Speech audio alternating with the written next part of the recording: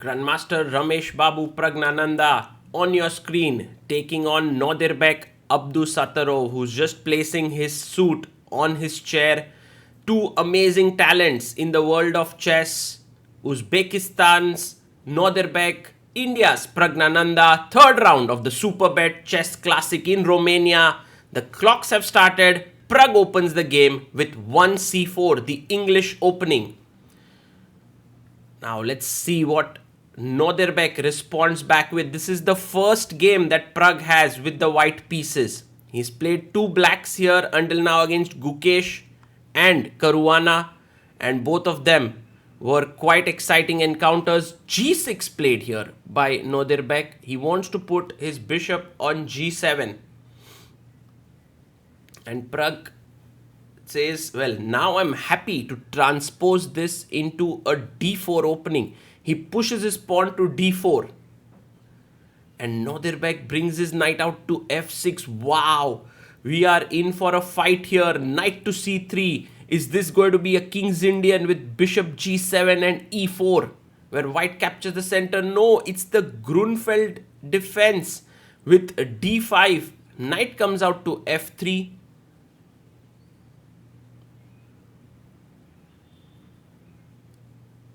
And Nodirbek here most likely will play his bishop to g7. Yes, he puts his bishop on g7. And now Pragg can take on d5, knight d5 and e4, which is the main line. But he goes bishop g5, which is also a very exciting line. Very interesting line here. And the main move by far is to just jump with your knight on e4. And here's a small trap that I want to show you if Nodirbek does play knight e4. Yes, he does. Knight e4 on the board. And now if you take here, then I take on g5 and play e6, attacking this knight and this knight. It's a very well-known trap in the position. Anyway, Pragg's never going to fall into it. This bishop here is attacked. You can go back to h4 or f4. He comes back to f4, putting it on this diagonal here. Now, notice the pawn on d5 is attacked twice. So generally, black would take on c3. But the new way to play short castles is that after you take here, even if you are pawn up, I push my pawn in the center, opening up the queen. And this is excellent compensation for black, which is why Praggnanandhaa pushes his pawn to e3. He's like, I know Nodirbek, you are very well prepared. Now, with my center a little bit defended, I am threatening to take here. So take my knight. And Nodirbek here doesn't. He pushes c5. This is what Grunfeld is all about, guys. You give up this pawn, but you are attacking the center here. Knight c6. And black has, again, excellent compensation here.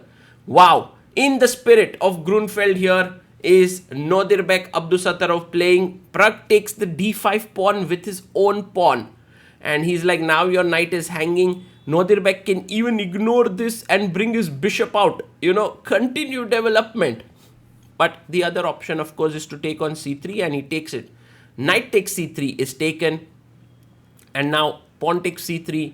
Very likely, yes. Pawn takes. And now queen to d5.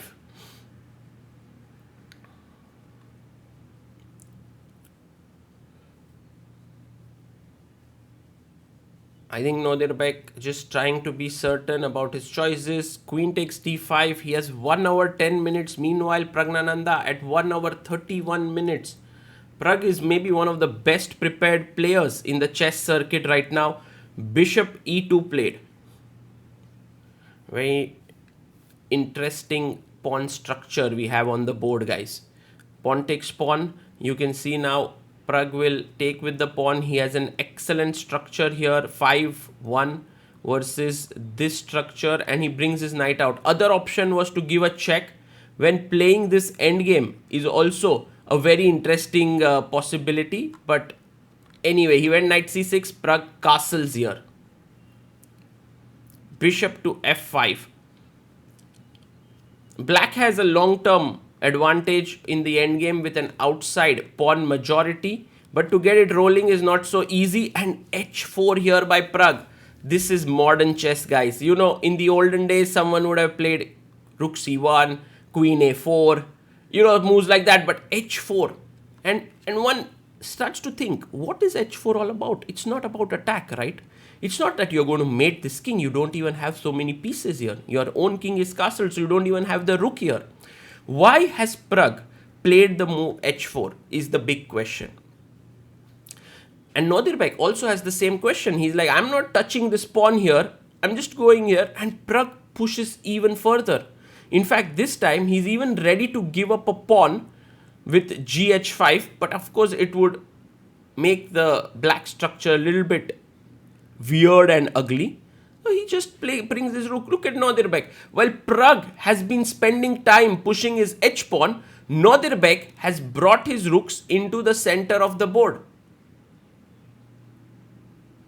And now pawn to h6, attacking the bishop on g7. This just takes a lot of space in the black camp. Bishop f6 played.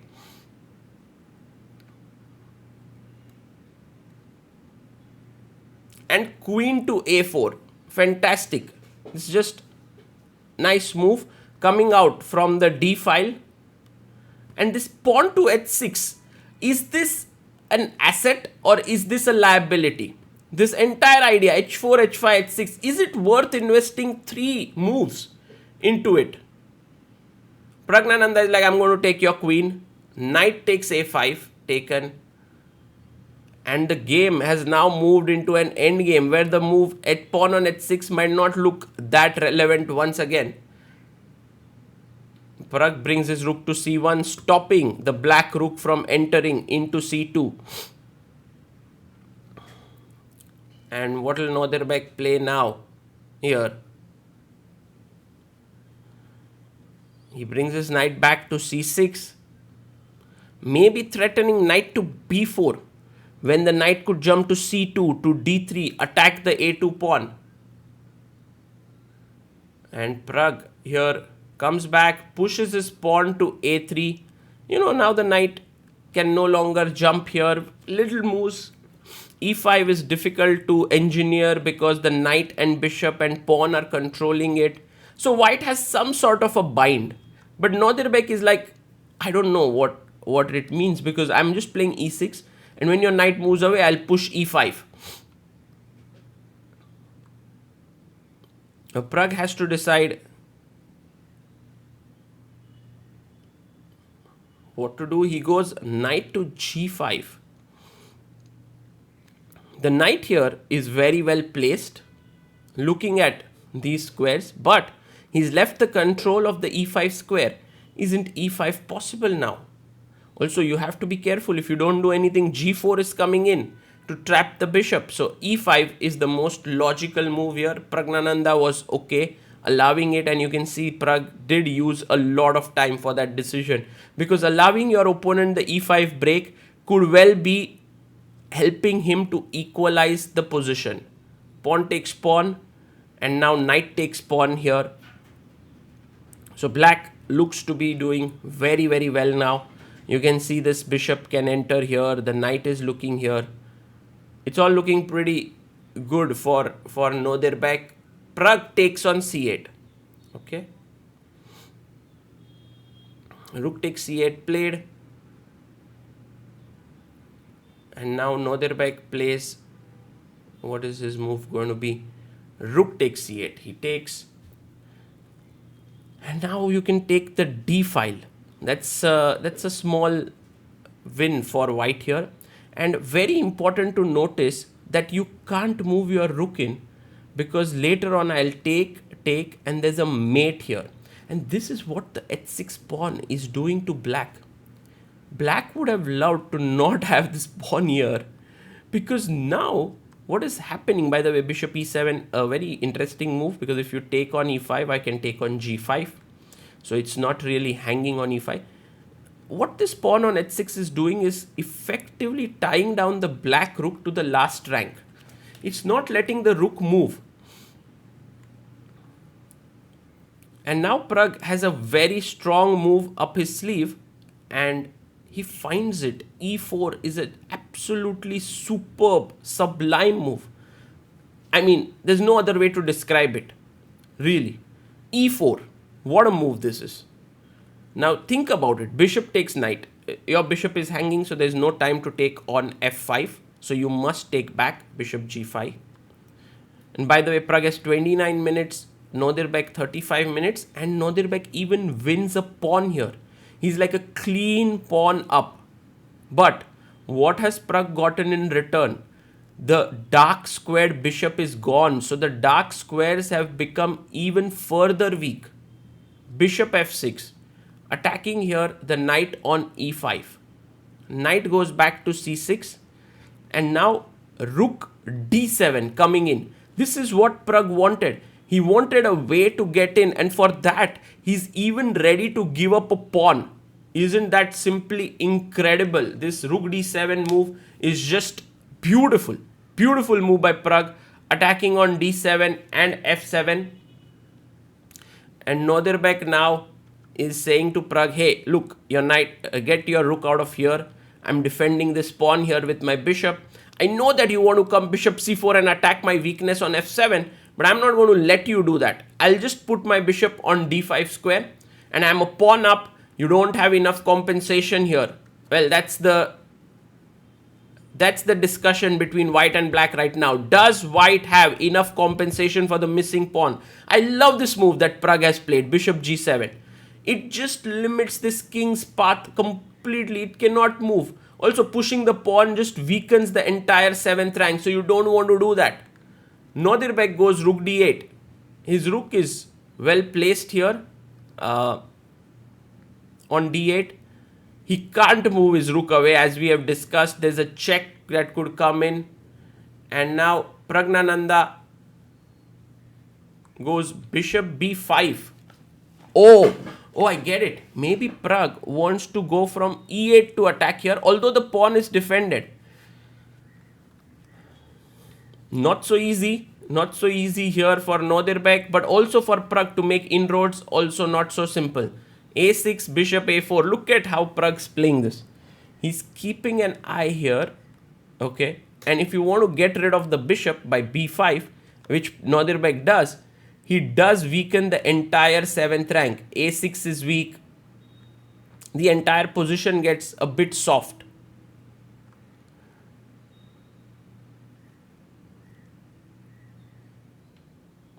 And of course, Pragg can bring his bishop back to c2. He brings it back to d1. No tactics here with bg2, king g2, rook d1, because just rook e8 is a checkmate. That's the problem for black. Oof.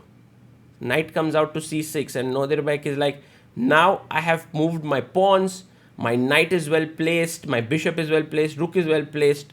What next, Pragg? Well, Pragg goes rook c7. He attacks the knight here on c6. And Nodirbek just adjusts the knight. Sorry guys for slight lagging in the video. This comes from actually the video itself that was sent to us. Bishop e6 played. He brings his bishop back to e6, but this is a mistake. He could have played knight a5. The position was still tough. But now Pragg has to make a very important decision, which is to take on c6, allowing opposite colored bishop endgame with rook d1 check. And this is such a tough decision to make. But Pragg does it. Pragg's understanding of this endgame is absolutely stunning. Rook d1 takes here, king h2, played, and now rook takes on a6. Is threatened. He comes back because there was also a back rank issue, although this was not defended. This was defended on c8. Pragg takes it. Now you have equal pawns. And what Nodirbek essentially is thinking is that, hey, look, I'll just put my bishop on c4. Right? That's what he does. I'm defending b5. I'm defending f7. I'm just completely better here. I mean, I'm completely fine. There's no way that Pragg is going to get in with his king because he has dark square control, I have light square control. But Pragg thinks differently. He plays rook a7. And for Pragg, it's like the amount of opportunities in this position are limitless. He can bring up his king here. He can push his pawns here. He can bring them up. There are many, many possibilities.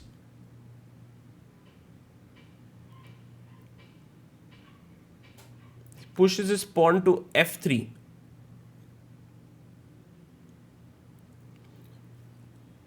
And I will be very curious to see how Pragg tries to play for a win. Of course, rook a8. Very nice move by Nodirbek. If you take. This is an instant draw. There's no discussion even. You need to keep your active rook on the board if you want to win here. Pragg goes rook d7. He attacks the bishop.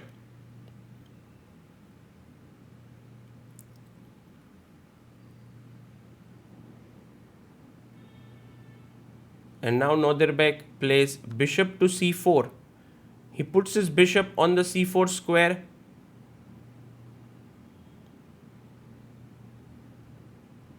And rook to b7 played. Attacking here and on f7.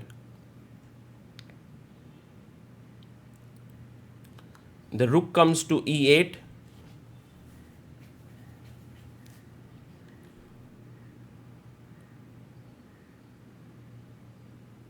And Nodirbek does look a bit nervous there. He's looking at Pragg, and Pragg simply brings his king up. King g3 played.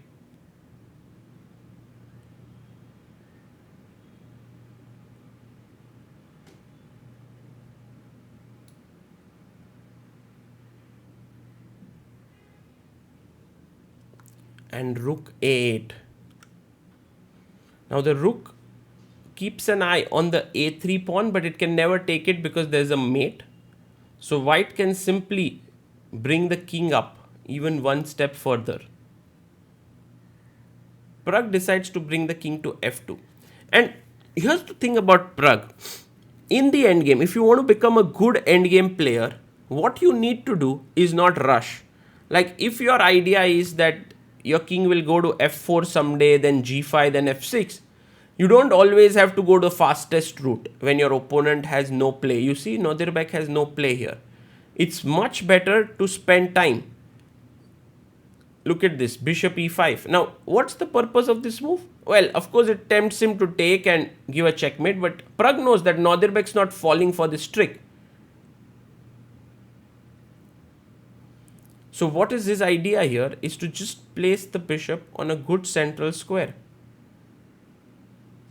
Rook c8. And this bishop can now control here, also here.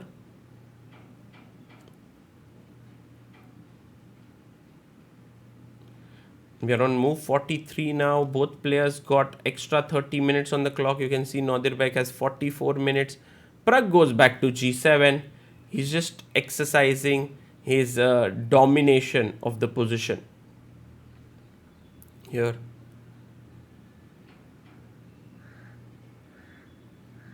Rook a8 played.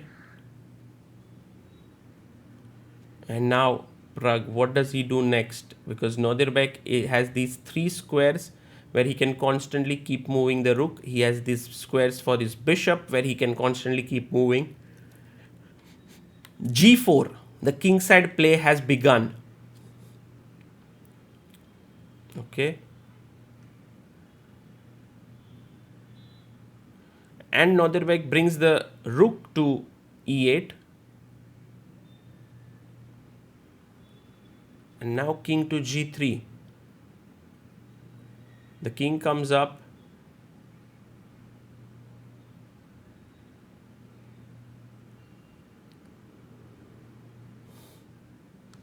Bishop comes to e2. This bishop is actually looking at both the pawns. And will Pragg push his pawn to f4? Yes, he pushes forward. f4 on the board. It's still unclear to all of us what is Pragg's next idea going to be. He goes rook a8. And now the threat is rook takes pawn with a check. And then snatching the pawn and going back. Yes, king h4. He wants to come to g5. Step by step. Pragg making that little progress. But Nodirbek still unimpressed. He's like, I'm moving my rook here. What is on your mind, Pragg? Tell me.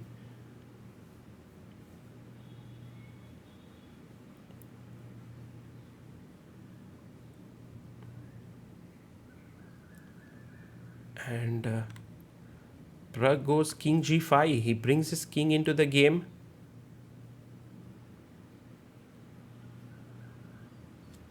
Like the hand and the shadow of death, Pragg's pieces keep moving forward step by step. Bishop d3. Okay. Now, what's the next plan? It's a step-by-step plan that Praggnanandhaa is executing.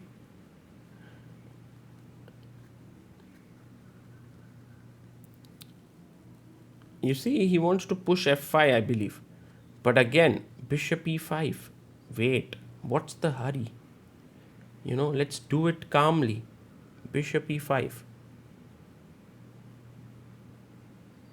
Nodirbek is going to go either rook e8 or rook e8.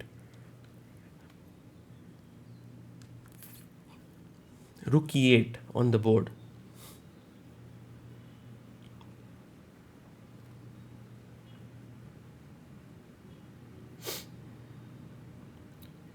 Pragg now plays his bishop to d6. One thing that this bishop is doing here is it's taking away the square on f8. So it could park itself on e7. Bishop c4. And so now bishop e7, king f6. And suddenly the rook is even more passive. But still the f7 point is guarded. Where's your next breakthrough? Pragg is now thinking hard for the next idea here. And I think it's f5. The main point of f5 is once you threaten to take here. Yes, f5 on the board. You threaten to take. Now imagine some move from black. Let's say rook c8, rook a8. Because black anyway has to wait. Yes, he plays rook c8.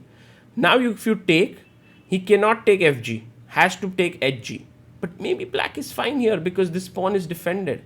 So maybe Pragg taking here isn't the correct idea. He has to still wait.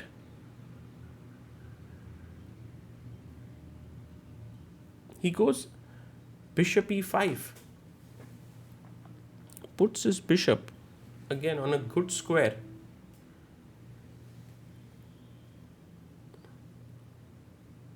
And Nodirbek here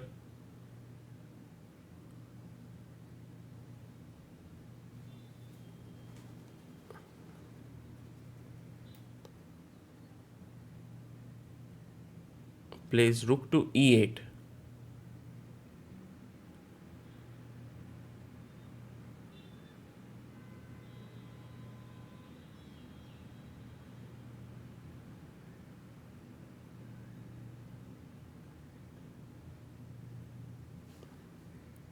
Pragg goes rook to d7. I love how Pragg, makes his moves with so much conviction, calmness, patience. 15 minutes for Pragg, 32 for Nodirbek. He is just moving his rook from e8 to c8.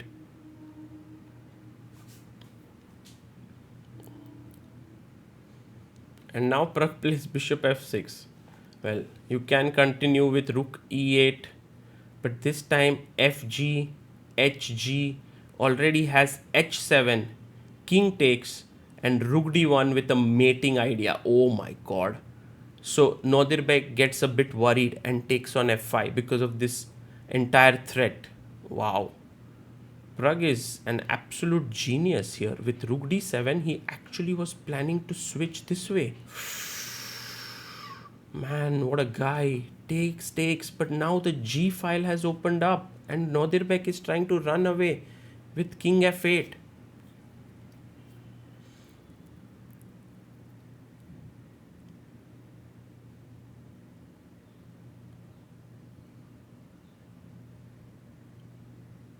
Pragg goes rook b7.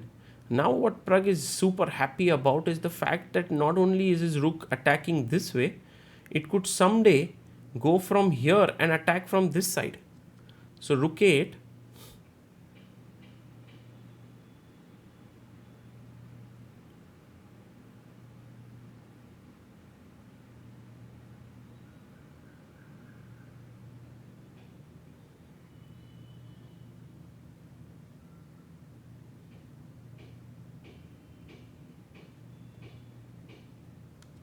bishop e7 check by Pragg, and maybe he's coming in with his king e8. Okay, you can't go. Maybe you can, right?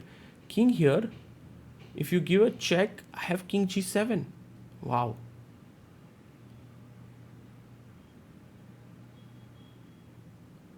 It comes back bishop b4. He takes away this square from the king. He's coming in this way. Oh my goodness. The way in which Praggnanandhaa has outplayed his opponent is just incredible. Now rook a6, trying to take away the king's entry path from here. But what he has missed absolutely is check and rook swing. And Pragg is like, hey Nodirbek, that's something that I've seen some many moves ago. Rook b8, king d7, and now just rook h8. And that is game over. The arbiter comes in with a new score sheet as they are on move 61. Pragg plays rook h8, attacking the h7 pawn. There's no way to defend it. You're going to lose that very crucial pawn, and the h pawn is just 2 steps away from queening. No counterplay here. Nodirbek resigns. What a game by Pragg. What a game. Guys, hats off to Praggnanandhaa's entire endgame. And guys, this h6 pawn which stood there, really, what a pawn this has been. And he's saying about bishop e6, giving up, like the c6 knight was not a good idea. True, maybe that's true. He shouldn't have gone into this opposite colored bishop endgame with the rooks on board, where Nodirbek had no counterplay. But then again, his position was not at all great. Pragg's opening prep, this idea with h4, h5, h6, combined with the e4 break later, giving up a pawn to get the rook in, using his 2 bishops, dark squared weaknesses, then bringing his king into the game, using his kingside pawns, creating mating ideas. Beautiful play. Beautiful play. I would rate this as one of the most amazing grinds in the world of chess.